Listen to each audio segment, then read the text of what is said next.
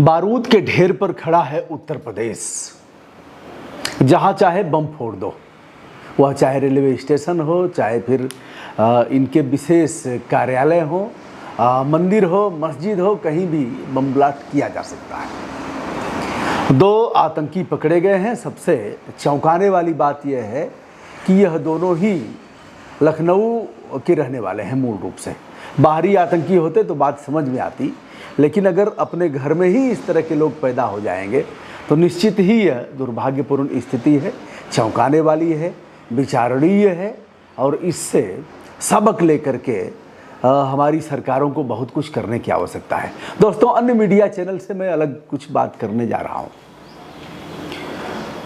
इस बारे में मैं आपको ले चलूँगा। अनेकानेक घटनाएं हुई, लेकिन यह लोग कान में तेल डाल करके बैठे रहे, आंखों पर चश्मा चढ़ा हुआ था। आम जनता करेगी क्या? आम जनता आपको बताएगी। बताने में भी डर महसूस होगा अगर कह देगी कि यहाँ कोई रह रहा है, यहाँ कोई आतंकी गतिविधि है, यहाँ कोई अपराधी रह रहा है, तो अपराधी को पहले पता लग जाएगा और कार्रवाई बाद में होगी या नहीं होगी। लेकिन अपराधी पहले जान जाएगा कि अमुक व्यक्ति ने हमारे बारे में बताया है, थानाध्यक्ष को बताया है, सीओ को बताया है, पता नहीं कौन सा सूत्र उनका है और किस तरह से। जैसा कि विकास दुबे के मामले में जो घटना घटी, तमाम पुलिसकर्मियों के तार जुड़े हुए थे, मोबाइल नंबर थे और यह सूचना पहले ही हो गई थी, तमाम पुलिसकर्मी मारे गए। दोस्तों, मैं आपको 2006 और 7 में ले चल रहा हूं और मैं बताऊंगा कि मैंने इस काम को किया है, मैंने बताया है, इनको लिखा पढ़ी में बताया है और हमने चढ़ करके दिखाया भी है कि इस तरह से आतंकी घटनाएं हो सकती हैं। शायद मैं पहला व्यक्ति हो सकता हूं इस तरह से करने वाला। अभी तो अगर YouTube पर आप देखेंगे तो हमने एक दिन वाराणसी के कैंट रेलवे स्टेशन पर, जैसा कि बताया गया है कि वाराणसी भी इनके निशाने पर है, कानपुर में वहाँ डट गई है फोर्स, ATS डट गया है और वहाँ की पुलिस चाक चौबंद व्यवस्था कर रही है। अभी महामहिम राष्ट्रपति जी आए थे, मैं बता रहा हूँ मैंने क्या किया है। जो तमाम फुटफुटाने वाले हैं उनको लगता होगा कि यह तो ऐसे ही यह व्यक्ति बोल रहा है। दोस्तों, किया है, लिखा पढ़ी में किया, इसलिए ताल ठोक करके कह रहा हूँ, लेकिन इनके बहरे कान इस बात को सुनने के लिए तैयार नहीं है। मेल किया है, लिखा पढ़ी में किया है और विजुअल मैंने दिखाया है कि यह देखो, यह कमियां हैं, इसकी सुधार करो, इस पर जांच आई है, जांच में पूछा गया है। आपको कैसे पता? मैंने कहा पता है बेटा, बता रहा हूँ और देख लो, ऐसे हो सकता है। चलिए दोस्तों, आप ध्यान से सुनिए। मैंने बात किया वाराणसी। अब वाराणसी कैंट रेलवे स्टेशन और संकट मोचन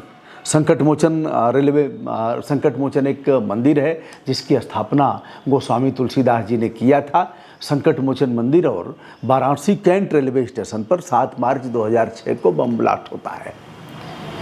प्लेटफार्म नंबर 1 पर लाशें गिरती हैं और कोहराम मच जाता है। संकट मोचन मंदिर पर भी कई लाशें गिरती हैं उस समय जब लोग जय हनुमान ज्ञान गुण सागर, जय कपीस तिहु लोक उजागर, रामदूती अतुलित बल धामा, अंजनी पुत्र पवन सुतनामा, जय जय जय हनुमान गोसाई कर रहे थे।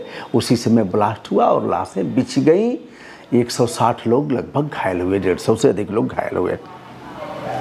आज भी आप कहेंगे तो आप कहेंगे आप लूप होल बता रहे हैं। सब देखते हैं हमारा वीडियो, सबका मतलब अगर नहीं देखते हैं तो आप दिखवा दीजिए ट्वीट करके और इनको भेज करके। आज भी संकट मोचन मंदिर पर 62, 64, 65 साल का बुढ़ा आदमी भी मैंने देखा है। वह गेट पर खड़ा है, मेटल डिटेक्टर के नाम पर वह लेकर के एक बार चेक करेगा। वो मशीनें खराब हैं, कोई मतलब नहीं है भैया, जैसे चाहिए वैसे जाइए। रही बनारस कैंट रेलवे स्टेशन की, मैंने किया, इस पर लिखा पढ़ी किया।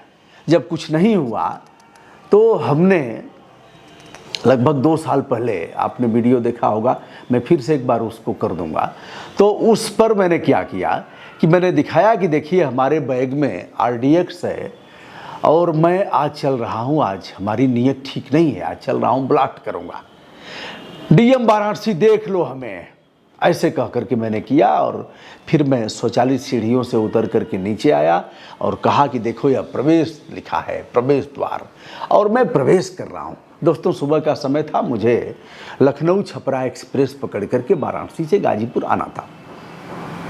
अब मैं दिखाता हूँ कि देखिए प्रवेश द्वार है और मैं दिखा रहा हूँ कि मुझे कोई रोकता है कि नहीं रोकता है। और मेरे पीठ पर जो बैग है, बैग में इस तरह के विस्फोटक सामान है। अब मैं प्रवेश कर गया, मुझे कोई नहीं रोका और मैं वीडियो करते हुए आ रहा हूँ। इनके सीसीटीवी कैमरे और कहीं कोई मतलब नहीं है। मैं आ गया प्लेटफार्म नंबर 1 पर। वहाँ उस समय ट्रेन लगी थी मंडुआडीह, जो बदला हुआ नाम बनारस स्टेशन है शायद। तो मंडुआडीह पटना इंटरसिटी मैंने दिखाया कि देखिए यह ट्रेन लगी हुई है और यह जाएगी पटना, मंडुआडीह से आ गई है और इस प्लेटफार्म नंबर 1 पर यह बोगी नंबर 1 है, यह है। इस तरह से दिखाया हमने कहा वाराणसी के डीएम साहब और एसएसपी साहब देख लो, मुझे किसी ने रोका नहीं, जिंदा कौमें यही करेंगी और क्या करेंगे। यह तो शुक्र है बाद में इनका फ़ोन आया जो रेलवे के आरपीएफ के जिनको जांच सौंपी गई थी। उन्होंने कहा साहब आपको कैसे पता लगा? हमने कहा अरे यार आता जाता हूँ तो दरोगा जी मुझे पता नहीं रहेगा। तो पहले उन्होंने इधर उधर की बात किया, फिर दाएं बाएं किया, आप नहीं ऐसे वैसे, फिर बाद में कहा बात तो आप सही कह रहे हैं, बात तो आप ठीक कह रहे हैं और हम लोग यह बाबा भोलेनाथ ही बचा रहे हैं। चलिए हम आपकी बात को का समर्थन करते हुए हम ऊपर लिख करके भेज दे रहे हैं। क्या उन्होंने लिखा मुझे नहीं पता, लेकिन यह जो बात हुई, कोई दुबे जी थे वहाँ के आरपीएफ के जो दरोगा थे, उनसे हमारी बात हुई। उनका नंबर भी होगा हमारे पास कहीं, लिखा पढ़ी में भेजा है तो लिखा पढ़ी में पत्रांक चढ़ा करके भेजे ही होंगे। उन्होंने कापी देने की बात किया, मैं कापी ले नहीं पाया, लेकिन लिखा पढ़ी में जो किया वह तो हमारे पास है। जो हमने वीडियो किया वह भी हमारे पास है, वह आपके पास भी है, वह सार्वजनिक रूप से उसको देखा जा सकता है। चलिए नंबर 1। नंबर 2, जब राज्य सूचना आयोग में मैं अपना मुकदमा देखने जाता था, अपना मामला देखने जाता था, तो यह इंदिरा भवन और जवाहर भवन लखनऊ में दोनों एक ही जगह है। मैं देखता था कि यहाँ जो चाहे जैसे चाहे आए जाए और कोई मतलब नहीं है। तो मैंने क्या किया, उन दिनों मैं उस पर नहीं था यूट्यूब पर, तो मैंने एक वीडियो बनाया कि देखिए जवाहर भवन है और इंदिरा भवन है, आतंकी कभी भी आ सकते हैं, कभी भी घुस सकते हैं, मैं दिखा रहा हूँ। ऐसे मैं किया और मुझे कोई रोका नहीं। मैं जवाहर भवन में जा रहा हूँ और ऐसे दिखा रहा हूँ, कोई रोक टोक नहीं है। दोस्तों जो स्थिति पहले थी वह वाराणसी कैंट रेलवे स्टेशन की आज भी है। यद्यपि मैं नहीं कहता कि मेरे ही वजह से आज मेटल डिटेक्टर लगा है और स्कैनर लगा है, आपका बैग वैग स्कैन करके जाएगा। मैं यह नहीं कहता, अकेले नाल उसकी नहीं बढ़ा रहा हूँ कि मैंने ही किया है, लेकिन मैंने भी किया है। एक सचेत नागरिक की भूमिका निभाते हुए मैंने किया है दोस्तों, लेकिन अब भी सुरक्षित नहीं है।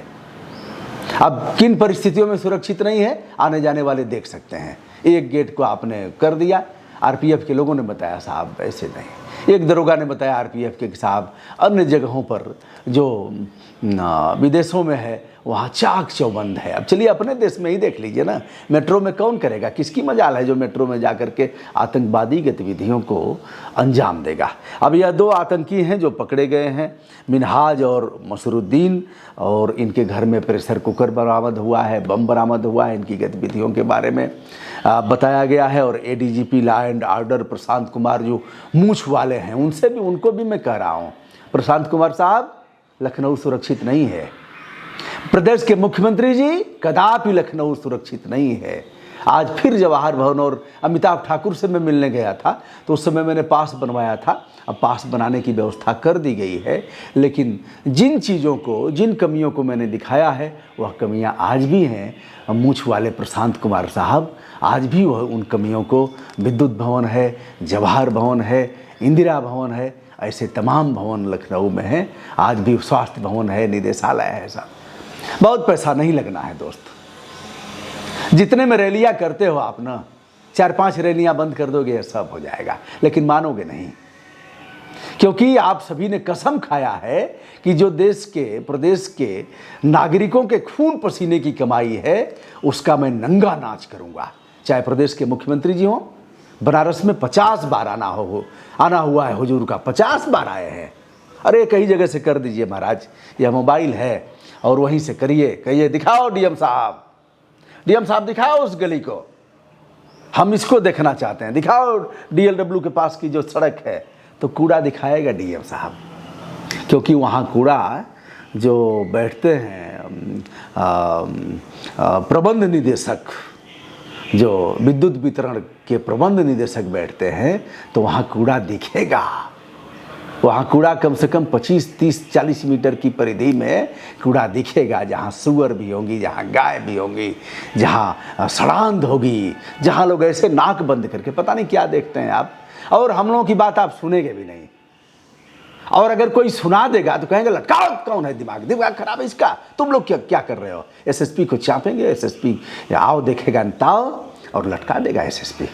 सर सर सर सर, यही होता है। मैं किसी को नीचा दिखाने की बात नहीं करता हूँ। सर सर सर, और लाद देगा 10 ठो मुकदमा। आप कहते रह जाइए। लेकिन दोस्तों, यह चीज़ें हैं, यही नहीं किया हूँ, आगे और भी किया हूँ। आरटीआई लगाया हूँ, लिखा पढ़ी किया हूँ, सुप्रीम कोर्ट को लिखा हूँ। ऐसे कोई पक बोलने की आदत थोड़ी ही है। जो किया है उसको चूँकि नहीं होता है तो कष्ट होता है, लिखा पढ़ी का कोई मतलब नहीं होता है तो कष्ट होता है। ऐसे तो दोस्तों, यह रहा इस तरह की घटनाएं। जो किया क्या है वाराणसी के बम ब्लास्ट पर, उस पर भी मैं, अब आप कहेंगे अगले वीडियो में आप बताते ही नहीं हैं, बता दूंगा किस तरह से अधिवक्ता घायल हुए थे, कई लोग मर गए थे, उनकी लड़ाई कैसे लड़ा हूँ, और उनका परिवार किस तरह से जीवन जिया है। मैं नहीं जानता कि उसमें से जो घायल थे वशिष्ठ कुमार मिश्रा, वह जिंदा है कि मर गए, मुझे नहीं पता। लेकिन मैं उनके साथ मिला था, और एक तरफ का उनका पूरा अंग गायब हो गया था। बच्चियों की पढ़ाई छूट गई, बेटे की पढ़ाई छूट गई, फीस का इंतज़ाम नहीं हुआ, उसको भी मैंने देखा है। यह भी देखा है कि वाराणसी बम ब्लास्ट के बाद मुख्यमंत्री का आना हुआ था, मायावती जी उस समय मुख्यमंत्री थी। यह भी देखा है कि चीफ जस्टिस जो इलाहाबाद हाई कोर्ट के थे, उनका भी आना हुआ था। लेकिन स्थितियां ज्यों की त्यों है। उसके बाद भी मैंने दिखाया था कि कचहरी के बाहर किस तरह से वाहन खड़े हैं, यह साइकिल में झोला लटकाया गया था और बम ब्लास्ट हुआ था। स्थितियां ज्यों की त्यों हैं। हुजूर लोग रैलियां बंद कर दीजिए, फिजूल का खर्च बंद कर दीजिए, यह सारी सुरक्षा ठीक हो जाएगी, चाक चौबंद हो जाएगा। प्रदेश के लोगों की जान बचेगी, अधिवक्ताओं की जान बचेगी, आपकी भी जान बचेगी। और यह जो आतंकी गतिविधियों में शामिल लोग हैं, इनको ठीक से कुचलने की आवश्यकता है। और ऐसे जो विषधर हैं, तमाम जो विषधर इस तरह के लोग हैं और ऐसी प्रवृत्तियों को अंजाम देने वाले लोग हैं, यह कोर्ट तय करेगा कि किसका क्या है, कैसे है। पुलिस अपना काम कर रही है, कोर्ट उसका विवेचन करेगा, देखेगा और उसके बाद इनको सज़ा देगा।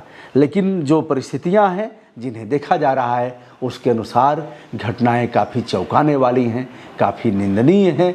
और यह चैन की सांस, कोई भी व्यक्ति जो सचेत नागरिक है वह चैन की सांस नहीं ले सकता। लेकिन यहाँ की जो स्थिति है, जब आग लगेगी तो कुआं खोदा जाएगा। मुझे नहीं पता कि प्रदेश के मुख्यमंत्री जी की बात के यहाँ तक हमारी बात पहुँचेगी अथवा नहीं पहुँचेगी। मुझे यह भी नहीं पता कि मुकुल गोयल साहब जो यहाँ के डीजीपी हुए हैं, हमारी बात वह इसका संज्ञान धारण करेंगे अथवा नहीं करेंगे।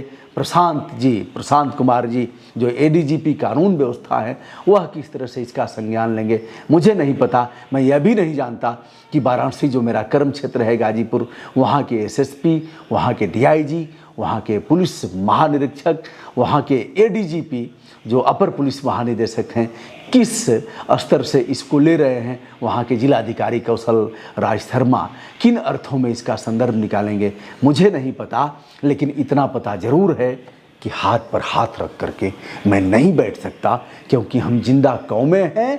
जिंदा कौमें यथार्थ का आभास कराएंगी, सत्य का अन्वेषण करेंगी और सत्य को उचित माध्यम तक पहुंचाएंगी, क्योंकि यह है हमारी फंडामेंटल ड्यूटी। सादर नमस्कार ब्रजभूषण दुबे का।